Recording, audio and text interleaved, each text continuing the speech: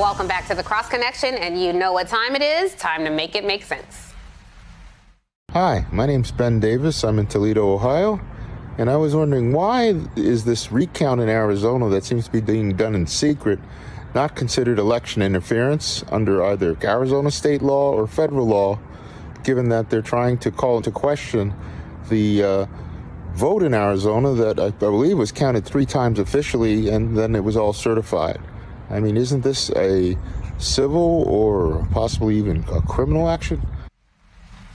Ben, thank you for that great question, because look, if you're not obsessively plugged into the right-wing media ecosystem, the absurdity surrounding this quote-unquote audit of 2 million ballots might be easy to miss. Now, Republicans, you know, the party of voter suppression, they're leading a political temper tantrum in an effort to find non-existent examples of voter fraud in Maricopa County. Now, of course, Maricopa is one of Arizona's most diverse counties and its most populous. It's also where President Joe Biden beat Trump by about 45,000 votes. Now, this ridiculous hope seems to be to magically decertify and overturn the results of the 2020 election, which is not going to happen. Prior audits have found no evidence of fraud. But look, just because it's baseless doesn't mean it's not dangerous. MSNBC contributor Charlie Sykes said it best. We can roll our eyes and treat the Arizona audit as a joke, but a clown with a flamethrower still has a flamethrower. And the danger of this is that this is spreading from state to state. And it is indeed spreading. Just this week, GOP activists in Michigan demanded an Arizona-style audit, and elected officials from at least 11 states have come to Arizona to, quote, observe this process. Now, whether or not these efforts can be considered election interference under Arizona state law, it's complicated. Arizona law says that the state legislature can issue subpoenas and conduct investigations, which is how Republicans in the state Senate were able to launch this audit in the first place.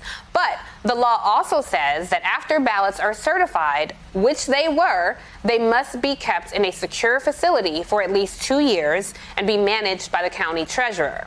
So the latest news that copies of the ballots are now being kept in some secret hideout in the woods of Montana have some legal eagles raising their eyebrows, rightfully so, especially since Cyber Ninjas, the Florida company that is conducting this audit, has zippy experience in recounts. That's right, none whatsoever. Even the Republican-dominated Maricopa County Election Board has called the audit a sham.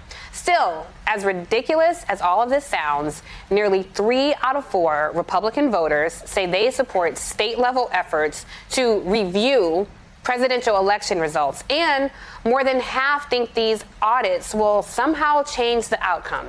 Y'all are thirsty and dumb. They won't. As of today, this undoubtedly partisan recount or audit or review or whatever official sounding name you thirsty people want to give it is reaching an end, with all the ballots except for those in Braille having been recounted by hand.